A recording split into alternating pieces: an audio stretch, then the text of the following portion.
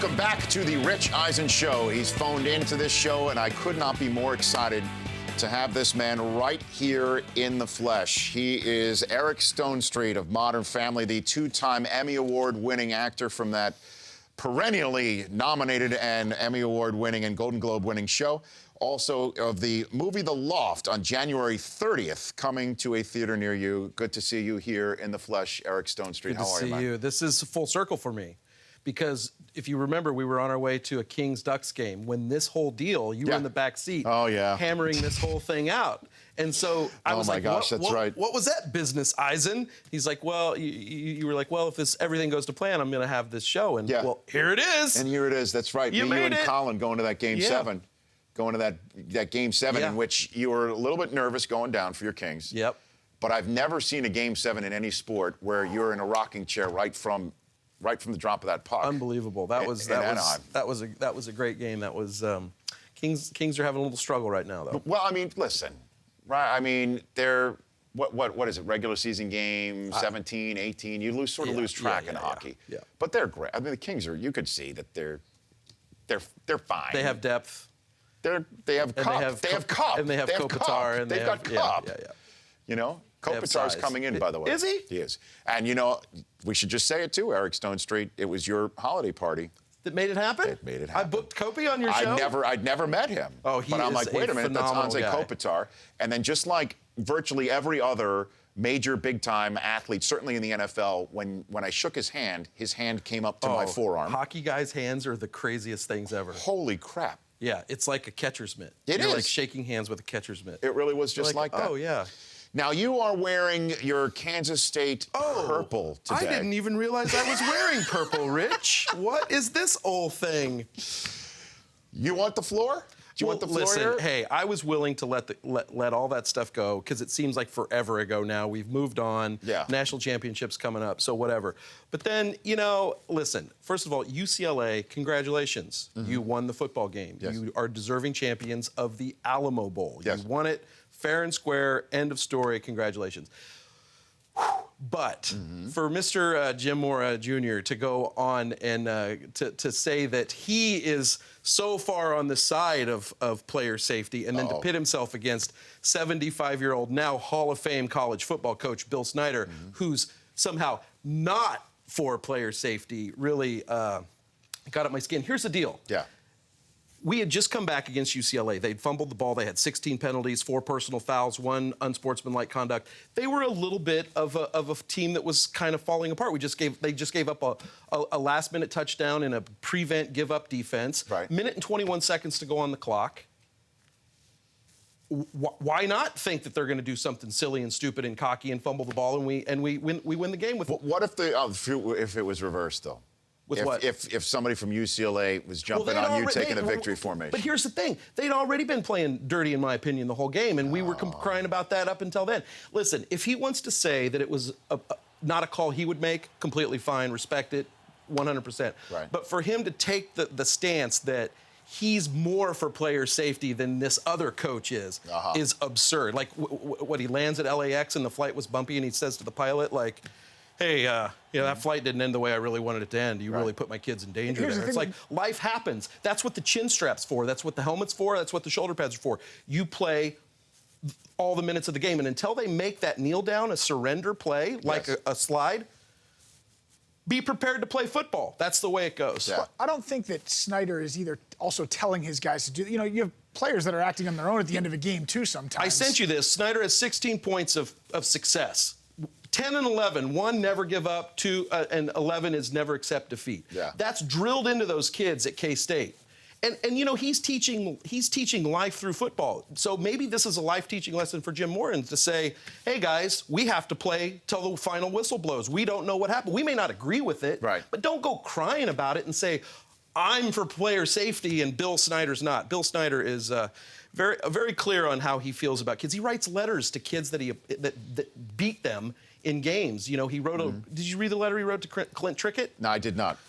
Whatever. I know Jim's a friend of yours, and I've met Jim. He seems like a nice guy, but don't. It looks petty and petulant when you position yourself against Bill Snyder. No, listen, you're never going to win that. I just love your passion, your passion Ooh, for I'm your mad right coach. now. I know. Ooh, am I shaking? I know. it's almost as if a member of KISS went at your mom on an airplane. Oh, right man, now. don't even go there. But let me wrap this segment up so that there's no question. Yeah. UCLA won the football game. Congratulations. No, and I know you are. Listen, and I know how you feel about K-State and Bill Snyder, and you're the same way about your Chiefs too. I mean, you are as knowledgeable as anybody else, and you're as passionate about as anybody else. So I want to ask you, while I have you here, what you think happened to the Kansas City Chiefs season, Eric Stonestreet. Well, listen, I love the Kansas City Chiefs. I love Andy Reid. I love that Andy Reid's our new coach. I love Alex Smith. I think Alex Smith is the quarterback for the Kansas City Chiefs. Right. I think we got hit with some injuries early on that hurt us, but we were resilient and battled back from that. I think John Dorsey showed he knows a thing or two about player personnel because we had some guys on that roster that, you remember at the KC thing when I was like draft a shutdown cornerback, when I had the attention of Mark Donovan, the president of the Chiefs, I was like, shutdown cornerback. Well, our defense spoke for itself this year. I mean, I think we led the NFL in red zone defense, but Houston was spectacular. A great season for him. Yeah. I mean, he was spectacular. Yeah, he was awesome. Incredible. Awesome.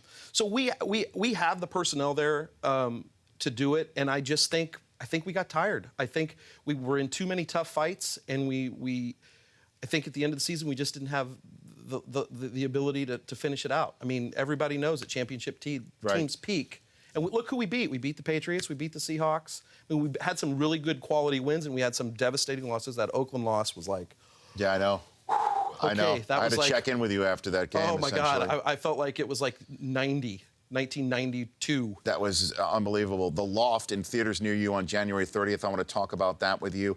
I've got a couple pieces of video I want to show before we go to break, just to show the folks, and I'll describe it here. This man, you beat the drum, right, to start? Oh, at Arrowhead? Yeah, at Arrowhead. Oh, my gosh. Yeah, we've got the video of you beating the drum. There it is. Look at the concentration. By the way, I love it. Look at the focus. You're locked in. You're focused. You're pounding it. You're getting a nice rhythm going here. Okay, what are we talking about here? No. But here, we made up something for you. Oh, gosh. Okay, here we go, and show it now. This is just for you. Here we go. There you go.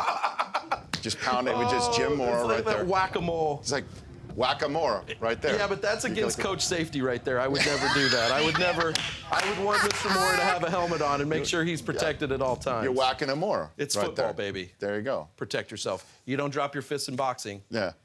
Until they make that play a surrender play, you need to be prepared to play football, young men. Eric Stonestreet of Modern Family, and also, again, the movie The Loft in theaters near you on January 30th. We're going to take a 60-second break and come back with more. With the man in the purple shirt, do not mess with his sports teams. Eric Stonestreet here on The Rich Eisen Show. Back in a minute. Welcome back to The Rich Eisen Show. Eric Stonestreet, two-time Emmy Award winner from Modern Family, joining me here in studio. One of the things I get a compliment that I'm honored to get and appreciative of getting is people say, you look like you're having so much fun doing what you're doing. And the same thing right back at you with the rest of the cast of Modern Family. Oh, yeah. It looks like you are just chewing it up and savoring every bite of what is served your way. There are times where we have to definitely remind ourselves that when you're in the back seat of a car with an alpaca, you definitely have to take a moment and think like, right. This is pretty awesome. Right. And then it poops and pees, and you're like, this is still pretty awesome.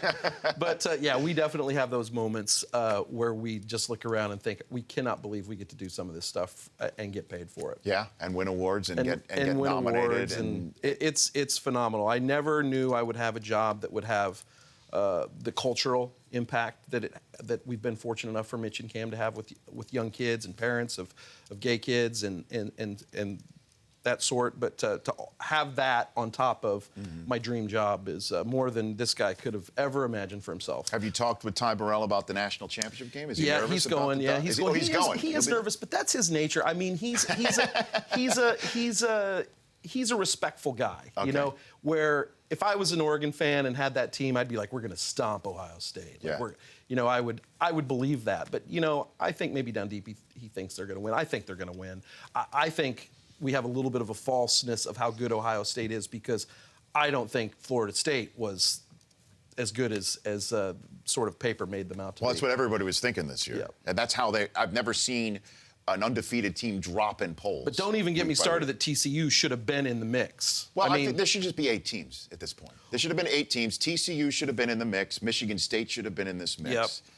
Baylor should have been in the mix. If it's Texas and Oklahoma, yes, in that, they don't get eliminated from that situation. You can't tell me that the NCAA the first year didn't say we're not going to have TCU and Baylor in this thing. If it was Texas and Oklahoma, I think they're in because of the fan base. That's why the Ohio State gets, in my opinion, that's why. But they might win it all though. When it all comes down to it. Which is going to make it great, which is going to make the playoff exactly what we all wanted. That was incredible on New Year's Day, watching those games. It was. I was on a plane on my way to San Antonio, so I wasn't even supposed to go to the Alamo Bowl because I was going to an MMA fight in Vegas. But I was sitting there just getting madder and madder and madder, and I'm like, if I'm this mad watching these games right now, how mad am I going to be if I'm not at this game tomorrow? So I hopped on a flight and flew to San Antonio. Right.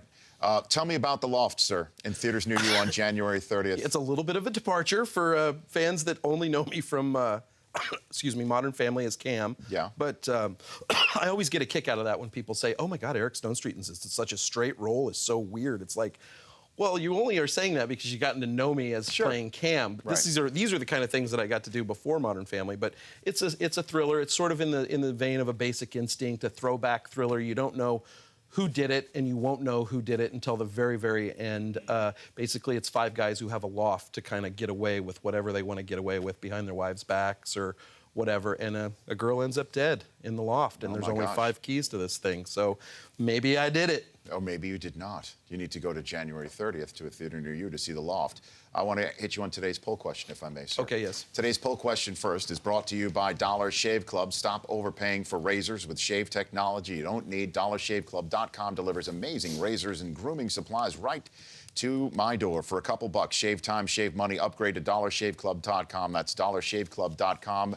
Chris Brockman, the update on the poll question to have Mr. Stonestreet answer it. Big divisional weekend. There's 5 Super Bowl winners, quarterback positions playing in these games. Which one is most likely to lose this weekend? Aaron Rodgers, Joe Flacco, Peyton Manning, Russell Wilson, Tom Brady.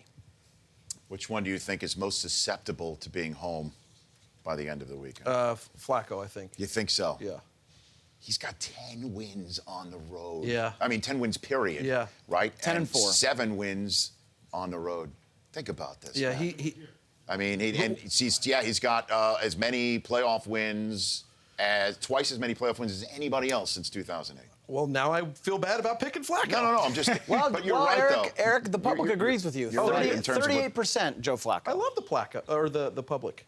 Yeah, you like. I'm pulling for Romo, man. I am. Yeah, why is that? Because I've gotten to know him a little bit. Yeah. And I like him. I think he's a nice guy. And I didn't have an NFC sort of affiliation like I do with baseball and the Royals and the Dodgers. And I proclaimed to him at the Correspondents' Dinner this year, I said, you know what? I'm pulling for the Cowboys. Chiefs-Cowboys Super Bowl. And you might get half of it. I might get half of it. What do you think when it's all said and done?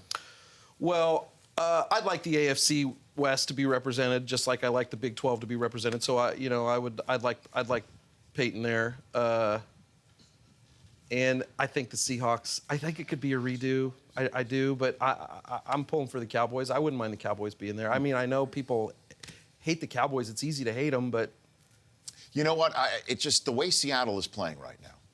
It's so lights out. And then you look at my Chiefs, and we see that's you beat both the teams that both could be in the Super Bowl. That's what my struggle. That's what. But then they lost to the 2 losses that they had that left a mark. Not to dredge it all up. Week 1 against the Titans, head scratcher, and then that one in Oakland. I know. Where they served to be the first win for Oakland, which did play better down the stretch. Yeah. So it's not like that was Oakland's only win. We had a little offensive line struggle, and we had these Achilles heel problems, which I know I've talked to you about. Which is we need to stretch and strengthen the Achilles heels, Kansas City. And also, how did they go through the entire season without a single touchdown reception by a wide receiver? Yeah, I can't even. That boggles the mind. I'm not a quarterback and I'm not a wide receiver, so I can't speak to it. Okay. Eric Stonestreet here in studio. Have you heard Bill Belichick to the song "Let It Go"? Have you heard that one? No. Play this for him because my idea is that everybody's talking about the weather this weekend. And they just say that there's no reason to talk about the weather, that the cold doesn't bother them anyway, and we should let it go. Let it go. Exactly. And so does Bill Belichick say "Let it go"? Well, no, he doesn't. But roll the Belichick sound, and it makes sense. But the mental side of it, I don't know. I mean, we practice in it. Whatever we practice in, sure, at some point we'll play in it. So, practicing everything this year. Hot, cold, windy, still, day, night, rain, whatever it is, it is. Yeah. Don't let them see. Yeah, it rains on both sides of the balls. I don't think the players care about it either. I mean, They don't. They don't. But, I mean, have you sat in those benches on the sidelines? well, that's nice and cozy. You could live there. Oh my gosh, they are so nice. And the heat comes out of the ground on your cleats. It's beautiful down there. But then you got to get out there and you got to go play some football. You have to go play it. The Loft in theaters near you, January 30th. Good luck to you this weekend with the Golden Globes for your show. We're not nominated, Rich. Is that right? No, didn't get nominated this year. I just stepped in it. Wow. Oh, God.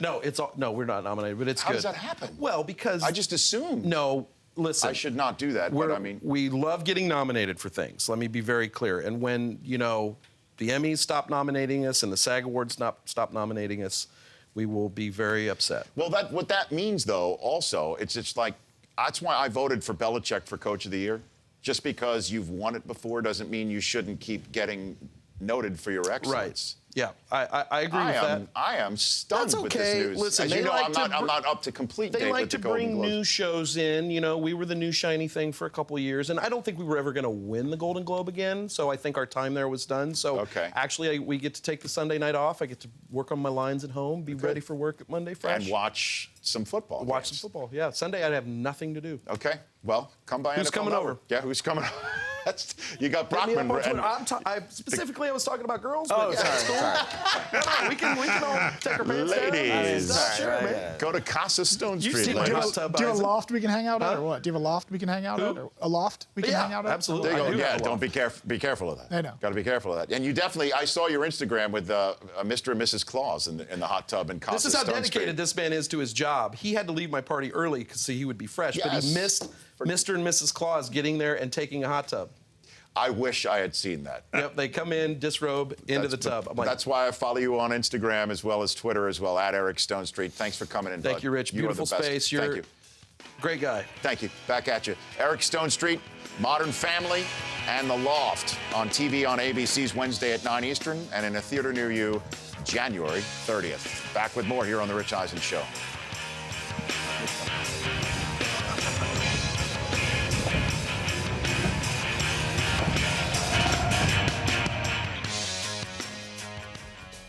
The Rich Eisen Show, weekdays at noon Eastern. On Audience.